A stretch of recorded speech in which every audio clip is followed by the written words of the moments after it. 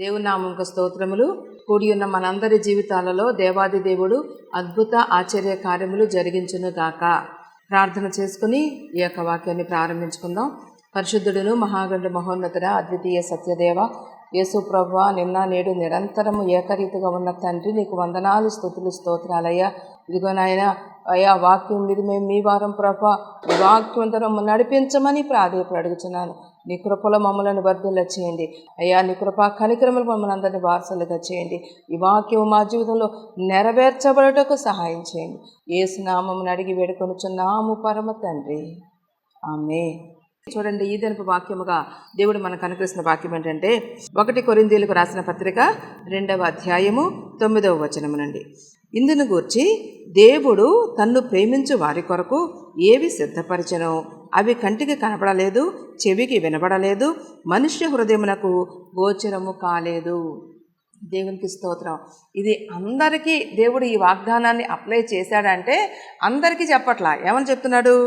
దేవుడు తన్ను ప్రేమించు వారి కొరకు. ఎవరిని ప్రేమిస్తున్నాడండి?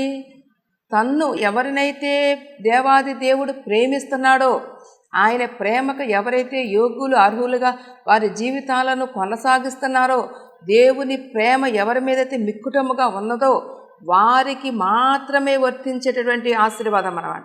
దేవుడు తన్ను ప్రేమించు వారి కొరకు ఏమి సిద్ధపరిచేస్తున్నాడు? ఏవి సిద్ధపరచనో ఏం చేస్తానంట? సిద్ధపాటు చేస్తాను, ప్రిపరేషన్ చేస్తున్నాడు. ఇంకా చేస్తూనే ఉన్నాడు ఆయన, నీకోసం నా కోసం. ఎందుకంటే దేవాది దేవుడు చెప్పాడు, నేను వెళ్తున్నాను, నేను వెళ్ళి మీకు స్థలము సిద్ధపరచ వెళ్ళుచున్నాను అన్నాడు. ఏం సిద్ధపాటు చేస్తాడంటండి? మన కోసం స్థలము సిద్ధపాటు చేస్తానని చెప్పాడు. ఆయన సిద్ధపాటు చేసేటటువంటిది, ఆయన మనకిచ్చే ఆశీర్వాదం, ఆయన మన పట్ల చూపే కనికరము ఊహకందనటువంటి గొప్ప కార్యం అన్నమాట. ఏ మానవుడు కూడా ఊహించలేనటువంటి కార్యం. అందుకే ఆయన ఏ మాట చెప్తున్నాడు? అవి కంటికి కనపడవంట. ఎటువంటి పరిస్థితి అండి? మనమైతే ఏమనుకుంటాం? తాకి తడిమి చూసి ఇదిగో వారి పరిస్థితిని చూసి ఆహా ఓహో అనుకుంటాం. కానీ అది కాదు అక్కడ దేవుడు చెప్పేది. దేవుడు తన్ను ప్రేమించు వారి కొరకు. నిజముగా దేవాది దేవుడు నిన్ను నన్ను ఎంతగానో ప్రేమిస్తున్నాడు. ఆయన ప్రేమ లేకపోతే మనం ఎప్పుడో ఎక్కడో ఏమైపోవలసిన వారమో. కానీ దేవుని మహాకృప, ఆయన ప్రేమ, ఏ యోగ్యత అర్హత లేని నా జీవితాలలో దేవుని ప్రేమ కురిపించబడుతుంది. దేవుని ప్రేమను బట్టే ఈ వాక్యం నేను చెప్పగలుగుతాను, ఈ వాక్యం మీరు వినగలుగుతున్నారంటే అది కేవలం దేవుని యొక్క ప్రేమ. ఎంతగా ప్రేమిస్తున్నాడంటే నీవు నేను అంతగా ప్రేమించలేము. ఎందుకంటే మన బిడ్డల కోసం మనం ప్రాణం పెట్టగలమా? అమ్మో నా పిల్ల అంటే నాకు చాలా ప్రాణం అండి, నా పిల్లడు అంటే నాకు చాలా ప్రాణం అండి అంటాం. కానీ ఆ ప్రాణాన్ని పెట్టగలమమ్మా? మనం పెట్టలేము. ఎందుకంటే మాటల వరకే ఉంటుంది కానీ అవి క్రియలలో ఉండవు. కానీ యేసుక్రీస్తు వారు నిన్ను నన్ను ప్రేమించి నీ కొరకు నా కొరకు తన ప్రాణాన్ని అర్పించారు.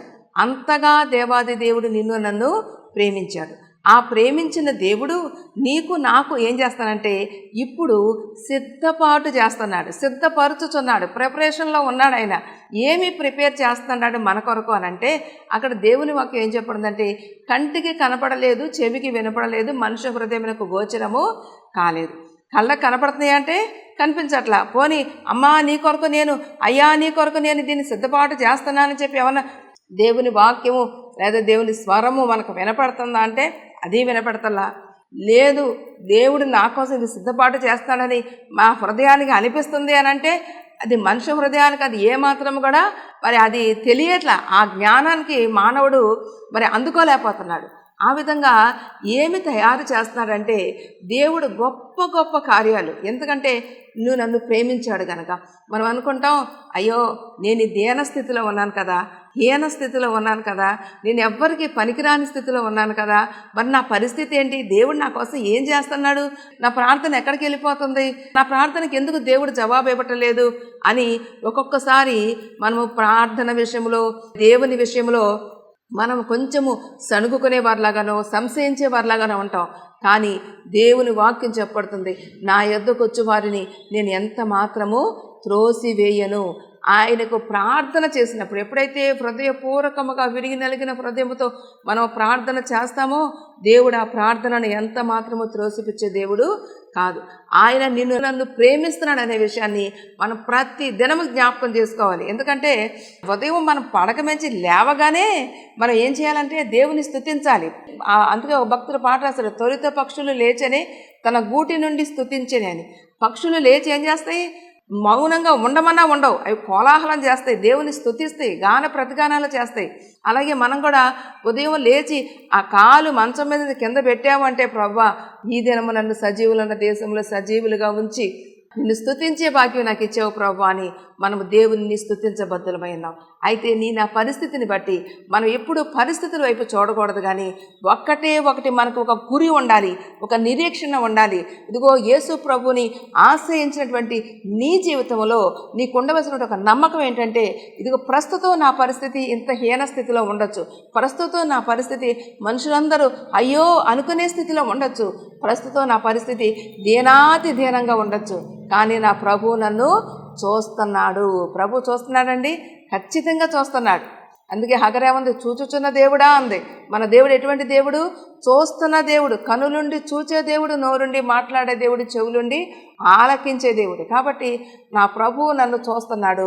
నా ప్రభువు నా కొరకు ఏమి సిద్ధపరిచనో అవి నా కంటికి కనిపించట్లేదు, చెవికి వినిపించట్లేదు, హృదయానికి గోచరం కావట్లేదు, కానీ నా ప్రభువు నా కొరకు సిద్ధపాటు చేస్తున్నాడు. ఆయన సిద్ధపాటు చేస్తున్నాడు, ఆయన నా కొరకు సమకూరుస్తున్నాడు.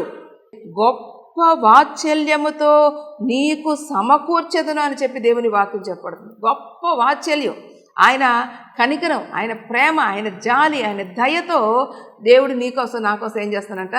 సమకూర్చేవాడై ఉన్నాడు, సిద్ధపాటు చేసేవాడై ఉన్నాడు. మనము నమ్మిన ఎడల దానిని మనము పొందుకుంటాం. కాబట్టి దేవుని యందు విశ్వాసం ఉంచినట్టే మనము మన పరిస్థితులను మనం ఎప్పుడు చూడకూడదు. మనం ఏ స్థితిలో ఉన్నా సరే ఆ స్థితిని చూసి మనం కృంగిపోవడానికి వీలు లేదు. ఆ స్థితిని చూసి మనం ఇక నా జీవితం ఇంతే అనుకోవడానికి వీలు లేదు. అది ఎంత మాత్రం కూడా అది కరెక్ట్ కాదు.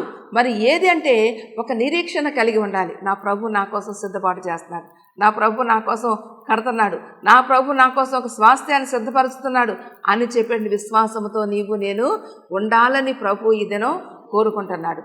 కాబట్టి ఇక్కడ దేవుని వాక్యం చెప్పబడింది, దేవుడు తాను ప్రేమించే వారి కొరకు. నిజంగా దేవుని ప్రేమను పొందుకునే అనుభవం నీలో నాలో ఉండాలి. దేవుని ప్రేమకు యోగ్యులయ్యేటువంటి భాగ్యం మనకు ఉండాలి. దేవుడు మనల్ని ప్రేమించినప్పుడు నిజంగా ఇదిగో ప్రభువా నేను సిద్ధంగా ఉన్నానయ్యా అని చెప్పండి స్థితిలోనికి నీవు నేను రావాలి. అంతేగాని పరిస్థితులను బట్టి ఎప్పుడు కూడా మనము దిగజారిపోయే అనుభవంలోకి మనము రాకూడదు. దేవుని వాక్యం చెప్పబడుతుంది, తాను ప్రేమించు వారి కొరకు కంటికి కనపడి, చెవికి వినపడి, మనిషి హృదయమునకు గోచరం కానివి దేవుడు ఎన్నో నీకోసం నా కోసం సిద్ధపాటు చేస్తున్నాడు అనేటువంటి విషయాన్ని మనం ఎన్నడూ మర్చిపోకూడదు. అంత మాత్రమే కాదు, దేవుడు చెప్తున్న వాక్యం ఏంటంటే, ఏది మరి దేవాది దేవుడు సమకూరుస్తున్నాడంటే అనేకములు అవి ఇవి అని చెప్పడానికి మనకు వీలు లేదు.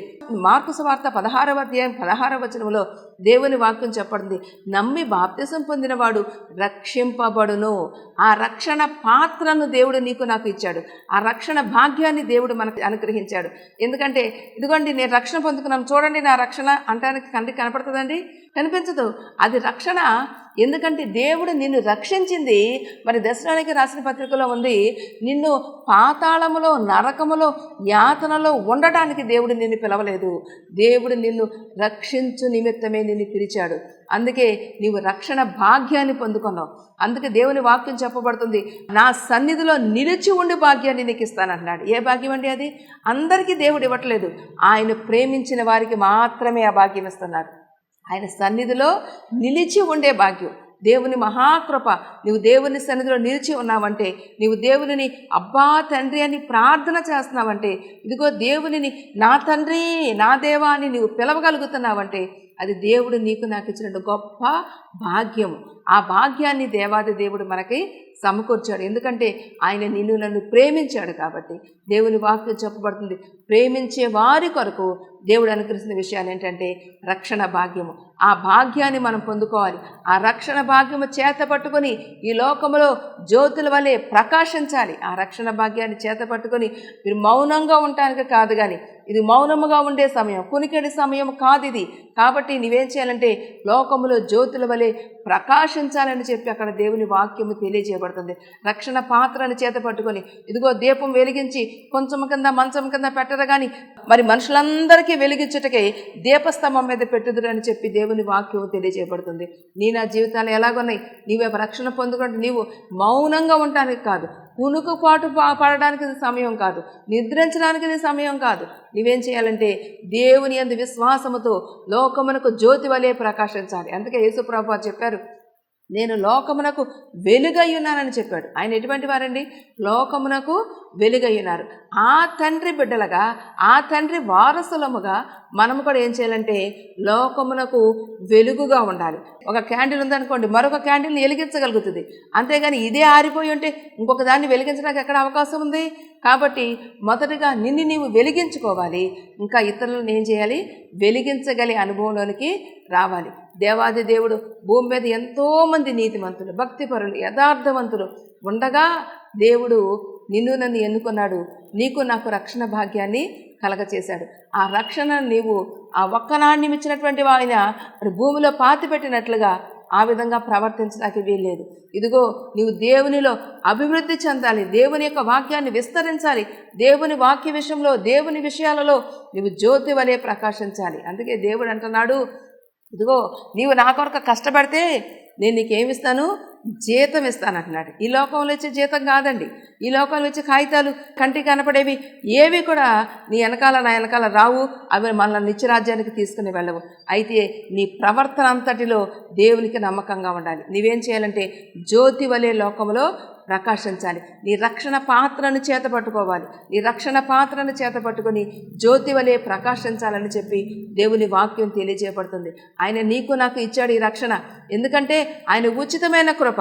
నిజమేనమ్మా, ఎంతోమంది నీతిమంతులు, భక్తిపరులు, యథార్థవంతులు ఉన్నారు. మనకంటే 100 రెట్ల అధికంగా భక్తి చేసేవాళ్ళు ఉన్నారు. మనకంటే 100 రెట్ల అధికంగా యథార్థంగా మాట అవునంటే అవును, కాదంటే కాదన్నట్లుగా జీవించేవారు ఉన్నారు. నీతిమంతులు ఉన్నారు దేశంలో. అయినా సరే వాళ్ళకి ఇవ్వని రక్షణ భాగ్యం నీకు నాకు దేవుడు ఎందుకు ఇచ్చాడంటే తన ఉచితమైన కృప. ఎందుకంటే దేవుని వాక్యం చెప్పబడుతుంది, నేను నీతిమంతుల కొరకు రాలేదు, నేను పాపుల కొరకు వచ్చాను, నశించిన దానిని వెదకి రక్షించుట. మనం ఎవరమండి? నశించిపోయాం, హోప్లెస్, ఎందుకు పనికిరాం. అటువంటి పరిస్థితుల్లో దేవాది దేవుడు తన జీవాన్ని పెట్టి, ఆ జీవప్రదాత అయినటువంటి దేవాది దేవుడు మనకు జీవాన్ని పెట్టి మనకిచ్చిన రక్షణ పాత్రను మన చేత పట్టుకొని జ్యోతి వలె ప్రకాశించాలి.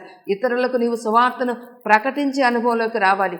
దేవుడు నా కోసం కంటికి కనపడనివి, చెవికి వినపడనివి, ఇదిగో నా హృదయానికి గోచరము కానటువంటివి ఎన్నో నా కొరకు ఆ దేవుడు సిద్ధపాటు చేస్తున్నాడు.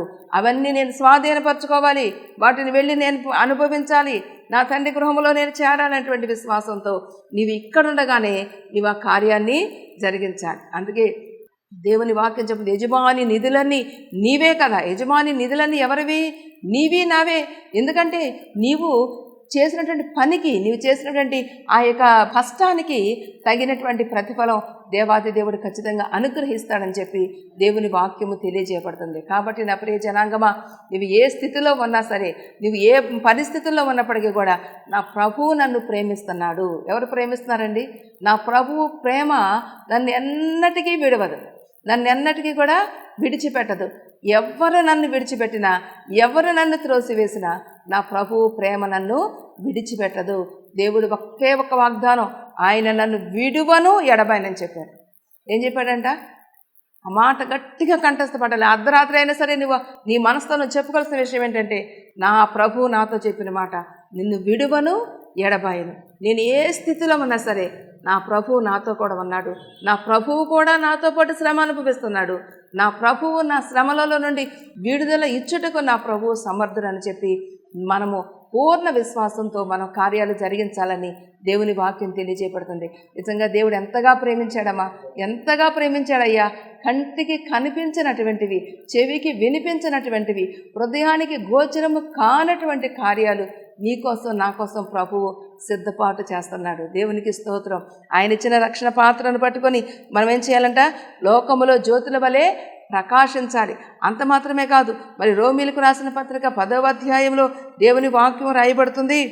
చూడండి, 10వ అధ్యాయము 10వ వచనం, ఎలయనగా నీతి కలుగునట్లు మనుషుడు హృదయములో విశ్వసించుచు రక్షణ కలుగునట్లు నోటుతో ఒప్పుకొనును. ఏమనగా ఆయన యందు విశ్వాసముంచు వాడెవడును సిగ్గుపడడని లేఖనము చెప్పుచున్నది. దేవునికి స్తోత్రం. ఏం చేయాలండి? నువ్వు యేసు ప్రభువునందు విశ్వాసం ఉంచాలి. యేసు ప్రభువునందు నీవు విశ్వాసం ఉంచితే, యేసు ప్రభువునందు విశ్వాసం ఉంచటం నీ వలనైతే, ఇదిగో నీవు నా ప్రభు నాకున్నాడు, నా ప్రభు నమ్మకస్తుడు, నా ప్రభు నన్ను జ్ఞాపకం చేసుకున్నాడు, నా ప్రభు నన్ను ప్రేమిస్తున్నాడు, నా ప్రభు అన్యాయస్తుడు కాదు, ఆయన నన్ను విడువను ఎడబాయడని చెప్పి ఎప్పుడైతే నువ్వు దేవుని యందు విశ్వాసం ఉంచుతున్నావో వాడెన్నడును, వాడెవడైనను, వాడు జాతి మత కుల భేదములు ఏదీ లేదు, కానీ అక్కడ దేవుని వాక్యం చెప్తుంది వాడెవడును సిగ్గుపడడు. నువ్వు సిగ్గుపడాల్సిన అవసరత లేదు అని చెప్పి దేవుని వాక్యం తెలియజేయబడుతుంది. నా ప్రియ జనాంగమా, నా ప్రభువు నాకున్నాడన్నట్టు ఒక విశ్వాసం నీలో ఈ దినమే స్థిరపరచుకో, దృఢపరచుకో. ఎవరు నిన్ను విడిచిపెట్టినా, ఎవరు నిన్ను త్రోసివేసినా, ఇగో పరిస్థితులు ఎటు తిరిగి ఎటు వచ్చేసినా, ఇదిగో నీవు ఏ స్థితిలో ఉండి ఈ వాక్యము వింటున్నా సరే, నా ప్రభువు నాకున్నాడు, నా ప్రభు చెప్తున్నాడు నిన్ను విడువను ఎడబాయని అంటున్నాడు. నా ప్రభు నన్ను విడిచిపెట్టే దేవుడు కాదు, నా ప్రభు నన్ను ఎడబాసే దేవుడు కాదు. నిజంగా నాలో పాపాలు, నాలో శాపాలు ప్రభు క్షమించి నన్ను జ్ఞాపకం చేసుకోయ్యా, నన్ను జ్ఞాపకం చేసుకో. నేను నీతిమంతురాలన్నా భక్తిపరాలన్నా కాదయ్యా, అయ్యా నీ కృపను బట్టి నన్ను జ్ఞాపకం చేసుకోమని నీవు దేవునికి ఎలుగెత్తి మొరపెట్టినప్పుడు, దేవుని వాక్యం చెప్పబడుతుంది, ఎలుగెత్తి యెహోవాకు మొరపెట్టినప్పుడు ఆయన తన పరిశుద్ధ పర్వతం నుండి మనకు ఉత్తరం ఇచ్చునని చెప్పి దేవుని వాక్యం తెలియజేయబడుతుంది. కాబట్టి మీరేం చేయాలంటే దేవుని యందు విశ్వాసముంచు వాడెవడును సిగ్గుపడడు అని చెప్పి ఇక్కడ దేవుని వాక్యము చెప్పబడుతుంది. కాబట్టి ఎప్పటి వరకు మన విశ్వాసం ఉంచాలి, ఎప్పటి వరకు మనం సహించాలి అంటే దేవుని వాక్యం మరొక చోట రాయబడింది. మత్తయి సువార్త 24వ అధ్యాయం 14వ వచనంలో, అంతము వరకు సహించిన వాడెవడో వాడే రక్షింపబడును. ఎంతవరకు సహించాలి? ఎంతవరకు సహించాలమ్మా? అంతము వరకు సహించాలి. నీ సహించడం నువ్వు నేర్చుకోవాలి, సహించగలగాలి. సహనము అది చాలా చాలా ఇంపార్టెంట్. ఎందుకంటే సహనము లేకపోతే నిజంగా మన దేవుని చిత్తాన్ని మన జీవితాల్లో మనము నెరవేర్చలేము అని చెప్పి దేవుని వాక్యం చెప్పబడుతుంది. నీకు కావాల్సింది ఏంటి తెలుసా? సహనం. ఎవడు రక్షించబడతాడు? ఇందాక చెప్పనుకున్నాం కదా, రక్షణ భాగ్యాన్ని దేవుడు మనకి ఇచ్చాడని. ఎవడు రక్షించబడతాడంటే అంతము వరకు సహించిన వాడెవడో వాడే రక్షించబడు. వాడు రక్షించబడను లేదు అక్కడ, వాడు మాత్రమే రక్షించబడతాడు. ఎప్పటి వరకు సహించాలి? అంతము వరకు సహించిన వాడెవడో వాడే రక్షించబడతాడని చెప్పి ఇక్కడ దేవుని వాక్యము తెలియజేయబడుతుంది. అందుకే భక్తుడు ఒక పాట రాశాడు, ఏమని? నీ సింహాసనము నన్ను చేర్చుటకు సిలువను మోయుట నేర్పించితివి. దేవునికి స్తోత్రం. ఆయన సింహాసనం చేరాలంటే ఏం చేరాలమ్మా? మన యొక్క గురి, మన నిరీక్షణ ఏంటి? ఆయన సింహాసనాన్ని మనము చేరాలి. ఆయన సింహాసనాన్ని చేరాలి అంటే మనం ఇక్కడ ఏం చేయాలంట? హ్యాపీగా తిని పడుకోవడం కాదు. ఏం చేయాలమ్మా? సిలువను మోయుట నేర్పించింది. సిలువ అంటే ఏంటి? శ్రమ. సిలువ యేసుప్రభు వారు ఏం చేశారంటే శ్రమ పడ్డాడు ఆయన. సిలువను మోయుట నేర్పించింది. ఇంకా ఆ పాటలో చాలా మీనింగ్ ఉంది. కొండలు, లోయలు, మరి ఇవన్నీ దాటవలసిన పరిస్థితి ఉంది. మరి నీ నా జీవితాలలో మరి మా మాస్టర్ ఒక ఆయన ఉండేవాడు, ఆయన చెప్పేవాడు, ఇదిగో మరి జీవితం అంటే వడ్డించిన విస్తర కాదు అని చెప్పి అనేవాడు. అటువంటి పరిస్థితిలో ఉండడం కాదు, కానీ ఆ పాటలో ఏమని రాయబడిందంటే కొండలు లోయలు దాటే అనుభవంలోకి దేవుడు నిన్ను నడిపించినప్పుడు ఆ కొండలు ఎక్కాలి, లోయలు దాటాలి. అటువంటి పరిస్థితుల్లో ఇరుకులు, ఇబ్బందులు, శ్రమలు, వేదనలు వీటన్నిటి నుంచి విడిపించి సమభూమిలో ఆయన నడిపిస్తాడు. వాటన్నిటి తర్వాత దేవుడు మనకేమిస్తాడండి? సమభూమిలో ఇస్తాడు. ఇదంతా కూడా దేవుని ప్రేమ. దానికి కారణం ఏంటంటే దేవుని ప్రేమ. ఎందుకు దేవుని ప్రేమ? దేవుని ప్రేమ ఉంటే అసలు అప్పలంగా తీసుకెళ్ళిపోయి సమభూమిలో పెట్టేయచ్చు కదా. ఈ కొండలు, లోయలు, ఈ ఇరుకులు, ఇబ్బందులు, శ్రమలు, వేదనలు ఇవన్నీ ఎందుకంటే ఇవన్నీ అనుభవించిన తర్వాతే దేవుడు నన్ను సమభూమిలో ఉంచుతానని చెప్పి వాగ్దానం చేశాడు. ఎందుకంటే మరి దేవుని పరిశుద్ధ గ్రంథం రాయబడి ఉంది, ఇదిగో నేను నిన్ను ఇబ్బందుల కొలుములో వేస్తానంటున్నాడు. ఏ కొలిమండి అది? ఇబ్బందుల కొలుములో వేస్తానంటున్నాడు. మరి యోబు గ్రంథంలో రాయబడి ఉంది, నిన్ను పొటము వేస్తానంటున్నాడు. ఏం పొటం? బంగారం ఏ విధంగా అయితే మరి అగ్ని చేత శోధించబడుతుందో మనం కూడా ఏం చేయాలి? శోధనలు సహించేవాడు ధన్యుడు. శోధనలు వస్తాయి మానవుడికి శోధనలు రాకుండా ఉండవు. శోధనలో మనం ఏం చేయాలంటే సహించే అనుభవంలోనికి రావాలి. ఆ యొక్క అగ్నిలో నుండి దేవుడు మనల్ని ఆ శోధనల కొలిమిలో నుండి, ఆ యొక్క బాధ, ఇరుకులు, ఇబ్బందులు, శ్రమ అనే కొలిమిలో నుండి మనల్ని బయటికి తీసినప్పుడు మనము తళతళ మెరిసే అనుభవంలోనికి వస్తాం. అవన్నీ అనుభవించిన తర్వాతే సమభూమిలోకి దేవుడు మనలను నడిపిస్తాడు. కొండలుంటాయి, లోయలుంటాయి, మెట్టలుంటాయి, మరి పల్లాలుంటాయి, ఇదిగో అనేకమైన పరిస్థితులు ఉంటాయి. అయినప్పటికీ కూడా మనము విశ్వాసములో దిగజారిపోయే అనుభవంలోకి మనము రాకూడదు. మనం ఏం చేయాలంటే అటువంటి పరిస్థితుల్లో కూడా దేవుని వైపు నిరీక్షణ ఉంచాలి. అంతులేని అగాధములు దాటించి అందని శిఖరాలను దేవుడు ఎక్కిస్తాడు. దావీదు భక్తుడు అంటున్నాడు, అయ్యా నా చుట్టూరు నాకు శత్రువులు ఉన్నారు. దావీదుకి ఎవరున్నారండి? నా చుట్టూరు నా శత్రువులు ఉన్నారు. ఎవరా శత్రువులు? ఎవరండి? ఎక్కడి నుంచో రారు మనకు శత్రువులు. ఆ దావీదు భక్తుడే చెప్తున్నాడు, నా తల్లి కుమారులకు నేను పరుడనైతిని. చక్కగా ఉంది వాక్యం. ఎవరికండి? ఎవరికి పరుడైపోయాడు?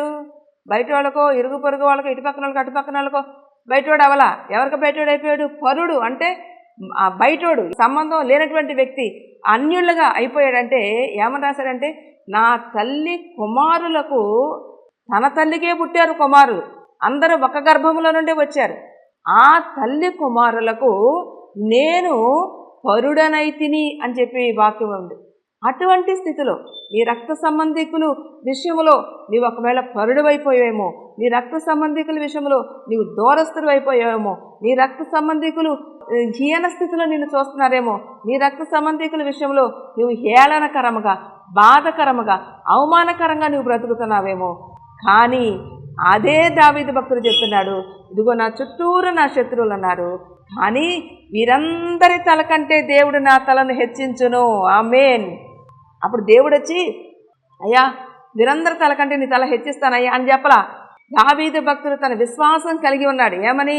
ఇదిగో నా చుట్టూరు నా శత్రువులు ఉన్నారు, అయినప్పటికీ వీరందరి తల కంటే నా తలను, నా దేవుడు నా తలను హెచ్చిస్తాడు అని చెప్పి అక్కడ దేవుని వాక్యం తెలియజేయబడుతుంది. నీ విధము ఏ విధమైనటువంటి శోధనలో ఉన్నావో, ఏ విధమైన బాధల్లో ఉన్నావో, ఏ రక్త సంబంధీకుల వల్ల ఇరుకులు, ఇబ్బందులు, శ్రమలు అనుభవిస్తున్నావో, తట్టుకోలేని, తాళలేని స్థితిలో ఉన్నావో, కానీ నువ్వు దేవుని యందు విశ్వాసం ఉంచితే దేవుడు చెప్తున్న మాట ఏంటంటే, వారందరి తల కంటే దేవుడు నీ తలను హెచ్చుగా ఉంచుతానని చెప్పి ఈ దినము మాట్లాడుతున్నాడు.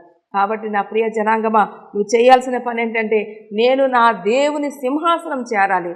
నేను నా దేవుని సింహాసనం చేరాలి అంటే ఈ లోకంలో ఏమనుభవించాలి? సిలువను మోయాలి. సిలువ మోయటం అంటే సామాన్యమైన విషయం అమ్మా? కానే కాదు. సిలువ మోయటం అంటే చాలా కష్టం, చాలా కష్టం. ఇది మనం అనుకుంటాం, అయ్యో అసలు నాకే ఎందుకు ఇటువంటి శ్రమ కలుగుతుంది, నాకే ఎందుకు ఇటువంటి బాధ కలుగుతుంది, నేను ఎంత ప్రార్థన చేస్తాను, ఏం తప్పు చేస్తాను, ఎందుకు నాకు ఇలాగ అనుకుంటాం. కానీ అటువంటి మాటలు మన నోటి కూడా రావడం కరెక్ట్ కాదు. ఎందుకంటే ఈ సిలువ మోస్తున్నాను, సిలువ మోస్తున్నటువంటి నేను సింహాసనాన్ని చేరతాను. నా ప్రభువు నన్ను చేయి విడిచిపెట్టడు, నా ప్రభువు నా గొప్పవాడు, ఆయన విడువను ఎడబైనని చెప్పి వాగ్దానం చేశాడని ఎప్పుడైతే మనం విశ్వాసం కలిగి జీవిస్తామో అప్పుడు దేవాది దేవుడు ఖచ్చితంగా మన శత్రువులందరికంటే, ఎప్పుడో పరలోకంలో నరకంలో అక్కడ కాదు సంగతి, చచ్చిపోయిన తర్వాత కాదు పరిస్థితి, ఈ భూలోకంలో నీవు జీవించి ఉండగానే నా ప్రభు నా పక్షంగా ఉన్నాడని నిరూపించు నిమిత్తము దేవుడు ఏం చేస్తాడు? మన తలను పైకెత్తేవాడుగా ఉన్నాడు. మన తలను పైకెత్తుతాడు ఆయన. కాబట్టి మనం ఏం చేయాలంటే దేవుని యందు విశ్వాసం ఉంచాలి. ఎలాగ విశ్వాసం ఉంచాలంటే దేవుని వాక్యం చెప్పబడుతుంది. చూడండి, హెబ్రీయులకు రాసిన పత్రికలో దేవుని వాక్యం చెప్పబడుతుంది. 11వ అధ్యాయము 26వ వచనములో దేవుడు అంటున్నాడు, విశ్వాసమును బట్టి ఐగుప్తు ధనము కంటే క్రీస్తు విషయమైన నింద గొప్ప భాగ్యమని ఎంచుకొని అల్పకాలము పాపభోగము అనుభవించుట కంటే దేవుని ప్రజలతో శ్రమ అనుభవించుట మేలని యోచించి ఫరో కుమార్తె యొక్క కుమారుడని అనిపించుకున్నటకు ఒప్పుకొనలేదు. ఎనగా అతడు ప్రతిఫలముగా కలగబోవు బహుమానము యందు దృష్టి ఉంచెను. దేవునికి స్తోత్రం. ఎందుకంటే ఆయన రాజుగారి కుమార్తె యొక్క కుమారుడుగా, మరి ఒక రాజ్యాన్ని ఏలవలసిన వాడుగా మోషే గారు ఉంటే ఆయన ఏం చేశాడంట? విశ్వాసమును బట్టి. దానికి రీజన్ ఏంటి? ఎందుకు అలాగా ఆయన చేశాడు? ఎందుకు వెళ్ళిపోయాడు? ఎందుకు రాజు కాలేదంటే దానికి కారణం ఏంటంటే విశ్వాసమును బట్టి ఏం చేశాడు? ఈ అల్పకాలపు పాప భోగం నాకు అక్కర్లేదు, నాకేం కావాలి? ఇదిగో నా కొరకు ఒక రాజ్యము సిద్ధపాటు చేయబడుతుంది, ఆ రాజ్యములో నేను చేరాలి. అందుకే ఇందాక పాట ఏంటంటే ఆయన సింహాసనం మనం చేరాలంటే ఆ రాజు యొక్క సింహాసనంలో. ఎందుకు సింహాసనం? దేవుడు చెప్పాడు, మనకు వాగ్దానం చేశాడు, నేనుండు స్థలములో నీవును ఉండులాగన మరలా వచ్చి తీసుకొని పోతానన్నాడు. కాబట్టి ఆ స్థానంలో నీవు నేను ఉండాలంటే మనకు ఈ లోకంలో ఏమి కావాలి? అల్పకాలము పాపభోగము అనుభవించుట కంటే దేవుని ప్రజలతో శ్రమ అనుభవించుట మేలని యోచించాడంట. ఆయన ఆలోచన చేశాడంట, ఏది బెస్ట్, ఈ రెండిట్లో ఏది బెస్ట్? అల్పకాలం పాపభోగం అనుభవించడం మేలా, లేకపోతే దేవుని ప్రజలతో శ్రమ అనుభవించడం మేలా అని యోచించి ఆలోచన చేసి, ఈ అల్పకాల పాపభోగము నాకు వద్దు, ఇదిగో నేను బహుమానం కలగబోతుంది, నాకు ఫలము కలగబోతుంది, ఎలయనగా అతడు ప్రతిఫలముగా కలగబోవు బహుమానమందు దృష్టి ఉంచెను. నా దృష్టి ఎటువైపు ఉంచాలి? ఆ సింహాసనం వైపు ఉంచాలి. ఆ సింహాసనంలో మనకేమవుతుంది? ప్రతిఫలముగా కలగబోవు బహుమానం. ఆ ఫలాన్ని నీవు ఇక్కడ ఏదైతే దేవుని విషయంలో నష్టముగా పెంటగా ఎంచుకుంటావో దానిని దేవాది దేవుడు ఇదిగో నీకు అనేక రెట్ల ఆశీర్వాదాలుగా దేవుడు అనుగ్రహిస్తాడు. ఆ బహుమానం, ఆ ఫలము కొరకు నీవు నేను ఎదురు చూసే అనుభవంలోనికి రావాలి. ఆ విధంగా దేవుడు మన జీవితాలలో కార్యం జరిగిస్తాడు అని చెప్పి నమ్మినప్పుడు దేవుడు ఖచ్చితంగా కార్యాన్ని జరిగిస్తాడు. దేవుడు మోషే గారి గురించి ఏం చెప్పాడు? ఇతడు నా ఇల్లంతటిలో నమ్మకస్తుడు అని చెప్పాడు. ఎంతటి గొప్ప సాక్ష్యం అండి! నిజంగా ఆయన ద్వారా ఎటువంటి అద్భుతాలు చేశాడో, ఎటువంటి ఆశ్చర్యకార్యాలు చేశాడో పరిశుద్ధ గ్రంథంలో వ్రాయబడి ఉంది. అనేకమైన అద్భుతాలు, ఆశ్చర్యకార్యాలు మరి ఆయన జరిగించినట్లుగా సూచనలు జరిగించాడు, తెగుళ్ళు రప్పించాడు, వాటికి విడుదల కలగచేశాడు. ఇదిగో ఎర్ర సముద్రం 2 పాయలుగా చేశాడు. ఒక్కటి కాదు, ఆయన ప్రార్థన చేసినప్పుడు మన్నాను కురిపించాడు, పూరేళ్లను కురిపించాడు, ఎన్నెన్నో అద్భుత కార్యాలు జరిగించాడు. ఎందుకంటే ఆయన దేవుని నమ్మాడు, దేవుడు ఆయనను చెయ్యి విడిచిపెట్టలేదు. నా జీవితాలలో కూడా ఈ అల్పకాల పాపభోగము కొరకు దేవునిని వదులుకునేవారుగా మనం ఉండకూడదు, కానీ అల్పకాల పాపభోగములను వదులుకొని దేవుని యందు విశ్వాసం ఉంచేవారిగా మనము ఉండాలి అని చెప్పి ఇక్కడ దేవుని వాక్యము తెలియజేయబడుతుంది. నా ప్రియ జనాంగమా, ఈ దినము దేవుని వాక్యము నాతోనే మాట్లాడుతుంది అనేటువంటి మాట ప్రతి ఒక్కరూ గుర్తుపెట్టుకోవాలి. నా ప్రభువు నా కొరకు నన్ను ప్రేమించి ఇదిగో కంటికి కనపడిని, చెవికి వినపడిని, మనిషి హృదయమునకు గోచరము కానివి ఆయన సిద్ధపాటు చేస్తున్నాడు. నేను వాటిని పొందుకుంటాను. ఆ నిరీక్షణ నాకుంది, ఆ విశ్వాసము నాకుంది, ఆ ధైర్యము నాకుంది.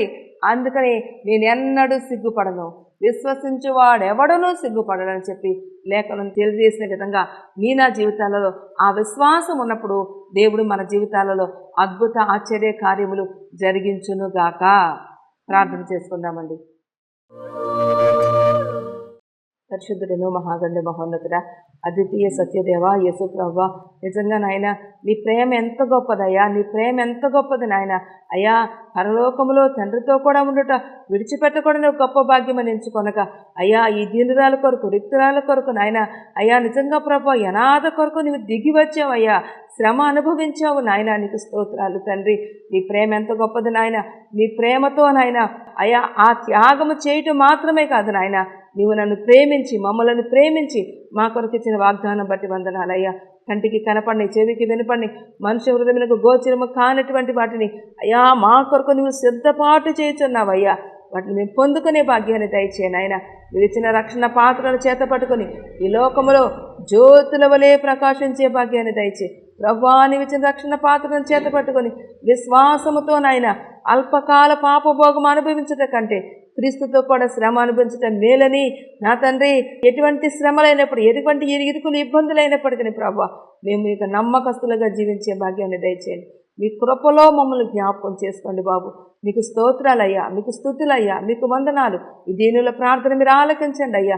ఈ వాక్యం వింటున్న ప్రతి ఒక్క బిడ్డ జీవితంలో ప్రభా అయ్యా నేనున్నానని చెప్పి నిరూపించను ఆయన. మా చుట్టూ శత్రువులు ఉన్నప్పటికీ ప్రభా అయ్యా నీ మమ్మల్ని చేయి విడిచిపెట్టే దేవుడు కాదు నాయన. అయ్యా వారి తలల కంటే నువ్వు మా తలను పైకెత్తే దేవుడై ఉన్నావు. మేము నమ్ముచున్నామయ్యా, నీ కృపలో జ్ఞాపకం చేసుకోమని యేసు నామమున అడిగి వేడుకొనుచున్నాము పరమ తండ్రి.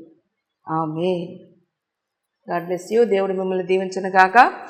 బేతేల్ ధ్వని అని మనం సెర్చ్ చేస్తే యూట్యూబ్లో కూడా వస్తుంది. ఈ వాక్యాలు మీరు వినండి, ఆత్మీయంగా బలపరచబడాలని ప్రభు పేరిట మనవి చేస్తున్నాను.